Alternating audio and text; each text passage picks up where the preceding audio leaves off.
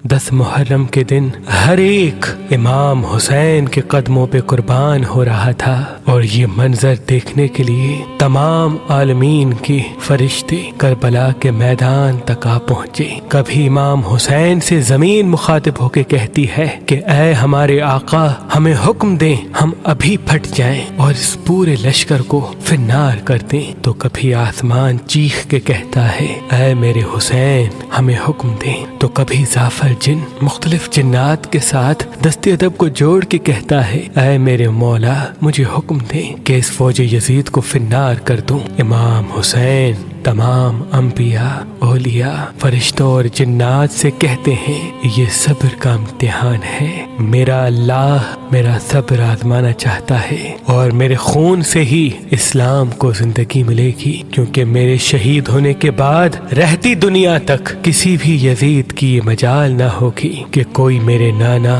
حضرت محمد مصطفیٰ صلی اللہ علیہ وآلہ وسلم کی شریعت کو جھوٹا کہے۔ بس سب مولا حسین کا امتحان دیکھ رہے ہیں۔ امام حسین علی اکبر کے سینے سے برچھی نکالتے ہیں تو کبھی اپنے 6 ماہ کا بچہ قربان کرتے ہیں۔ جب آپ کے ساتھ کوئی نہ رہا، آپ خیام میں آتے ہیں، بیویوں سے الوداع کہتے ہیں۔ امام سجاد کو وصیتیں کرتے ہیں کہ اسلام کے لیے ہر دکھ تکلیف کو برداشت کرنا، لیکن قدم قدم پہ اپنے نانا کی رسالت کی گواہی دیتے رہنا۔ بس جیسے ہی بیویوں سے الوداع کہہ کے زلجنا کو حکم دیتے ہیں کہ اے میرے گھوڑے، مجھے میدان میں لے کے چل، زلجنا آگے نہیں بڑھتا۔ امام حسین زلجنا کے قدموں میں دیکھتے ہیں کہ آپ کی بیٹی سکینہ زلجنا کے پیروں میں لپٹی ہوئی ہے۔ آپ اترتے ہیں، اپنی بیٹی سے فرماتے ہیں اے میری بیٹی سکینہ، اپنے بابا سے الوداع کہو۔ بی بی سکینہ فرماتی ہے بابا صبح سے لے کے اب تک جو میدان میں گیا وہ واپس نہیں آیا۔ امام حسین فرماتے ہیں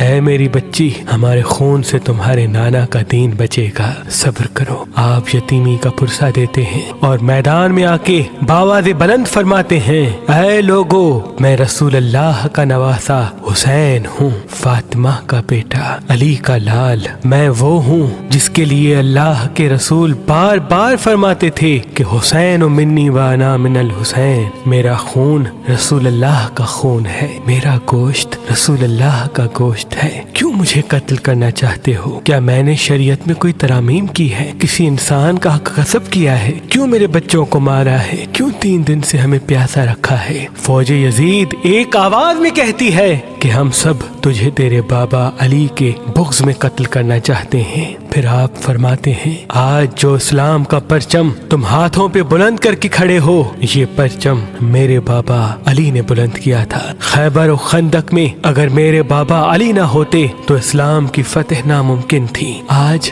اس علی کو یہ صلہ دے رہے ہو کہ اس کی اولاد کو اس بیابان میں بھوکا و پیاسا کر کے قتل کر رہے ہو۔ بس عمر بن سعد کہتا ہے کہ حسین کی بات نہ سنو، حملہ کر دو۔ تاریخ نے لکھا امام حسین علیہ السلام کے مد مقابل جو بھی آیا وہ فنار ہوا۔ زمین پہ اس سے پہلے ایسی جنگ نہ دیکھی گئی کہ ایک 3 دن کا بھوکا پیاسا شیر کی طرح لڑ رہا ہے اور فوج دور دور بھاگ رہی ہے۔ بالآخر شمر عمر بن سعد نے یہ سوچا کہ یہ علی کا شیر ہے، اس سے مقابلہ کرنا ناممکن ہے۔ پوری فوج کو کہتے ہیں کہ ایک ساتھ امام حسین پہ حملہ کیا جائے، لیکن کوئی بھی امام حسین کے قریب نہ جائے۔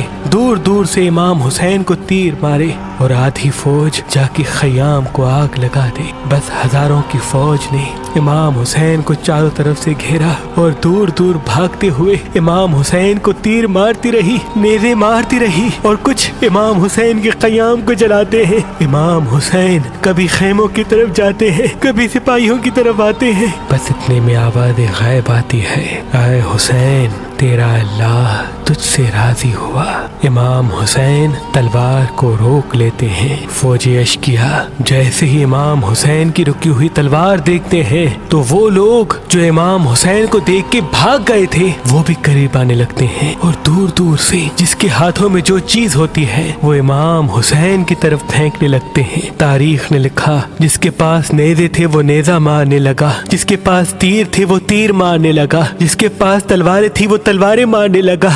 جس کے پاس مارنے کے لیے کچھ نہ تھا، وہ کربلا کی گرم زمین سے مٹی اٹھاتا اور امام حسین کی طرف پھینکتا۔ تاریخ نے لکھا آپ کے جسم پہ اتنے تیر تھے کہ آپ کا جسم مبارک دور سے نظر تک نہیں آ رہا تھا۔ آپ نے چاہا کہ آپ اللہ کے دربار میں سجدہ کریں۔ آپ اپنے آپ کو گھوڑے کی زین سے زمین کی طرف لے کے جاتے ہیں، لیکن آپ کے جسم مبارک پہ تیر اتنے تھے، نہ آپ زمین پہ تھے نہ گھوڑے کی زین پہ تھے، تیروں کے مسلح پہ تھے۔ یہ منظر تمام انبیاء دیکھ کے زارو قطار رو رہے تھے۔ بس جو بھی امام حسین کا سر کاٹنے کے لیے قریب آئے، امام حسین کے چہرے میں ان کو رسول اللہ کا چہرہ نظر آئے اور وہ چیخ کے دور چلا جائے۔ بس شمر نے کہا یہ کام مجھ سے ہونا ہے۔ بس شمر قریب آتا ہے، امام حسین کے سر سے امامہ اتارتا ہے، آپ کے بالوں میں ہاتھ ڈالتا ہے، چھری کو گلے پہ رکھتا ہے، پہلی ضرب چلاتا ہے۔